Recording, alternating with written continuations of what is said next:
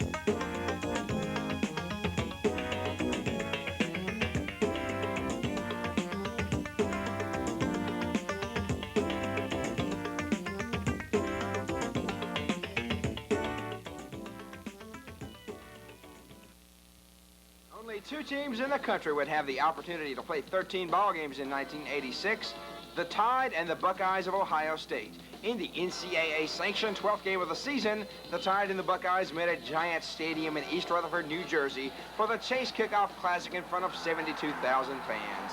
It was Alabama getting on the scoreboard first, following a Ricky Thomas interception, setting up a 38-yard field goal by kicker Van Tippen. That put the score at 3-0 in favor of Alabama. Again, early in the second quarter, Van Tippen scores with a 45-yarder that put the score at 6-0. But Ohio State scored back-to-back with a 21-yard touchdown play and a 37-yard field goal. Ohio State now had the lead at 10-6. But again, it was the Mike Shulda L. Bell magic with a pass across the middle that gave Alabama the win. Bama then came home to face Vanderbilt, and like the year before, they dismantled the Commodores 42-10.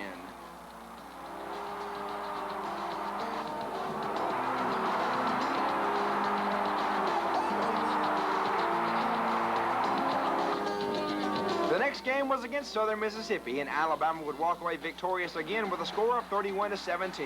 Shula threw for a total of 200 yards, and Van Tippen took the individual Southeastern Conference title of 102 consecutive extra points with this one. The next game would test the Tide's defense when they faced Florida and quarterback Kerwin Bell. Florida led the scoring effort with a first half score, but it was Alabama's game from then on. The final score was 21-7, leaving Florida crushed and Alabama undefeated in 4 games of 1986. Standouts for the game were linebacker Cornelius Bennett, Bobby Humphrey, a tenacious Alabama defense, and the littlest running back on the field, David Castile. Finally came the clincher from linebacker Greg Gilbert when he intercepted Kerwin Bell to seal the Gators' fate for this afternoon.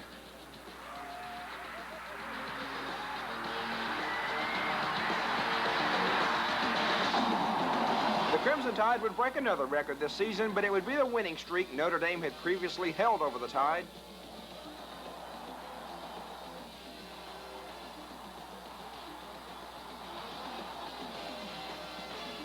Cornelius Bennett would set the tempo for the game when he made this devastating hit against quarterback Steve Berline. This time, the Tide would leave the victor, trouncing the Irish 29-10.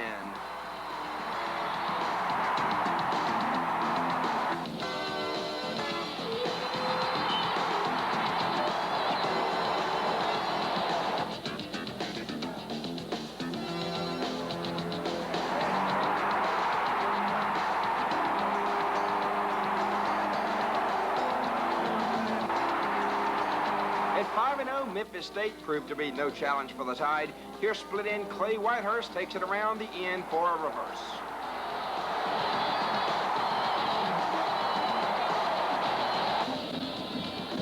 Then with confidence running high, Alabama now traveled to Knoxville, Tennessee to take on the team that had stunned Ray Perkins since his arrival in Alabama, but that would not be the case on this day.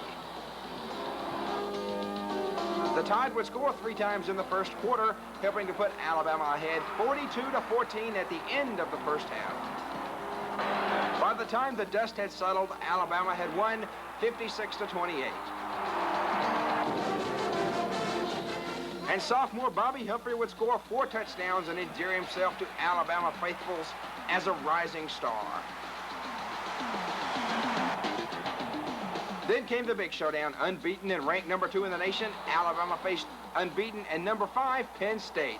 Although Alabama would lead early with a Van Tippen field goal, it would be Penn State who left their mark on Bryant-Denny Stadium. The Nittany Lions handed the Tide their first loss of the year. The Tide was now 7-1 with 1 loss to the eventual national champs. Then on to the road to Starkville, it would be sophomore running back Bobby Humphrey who would again make history with the Tide. Carrying the ball 30 times, Humphrey rushed for a school high of 284 yards as the Tide rebounded 38-3. On November 8th at Legion Field, the Tide hosted LSU. Behind the strong defensive efforts of Freddie Robinson and Greg Gilbert, Bama struck first with a Mike Schuttle to Angelo Stafford toss for a 7-0 lead. But it would be LSU that would score twice in the second quarter and lead 14-7 at the intermission.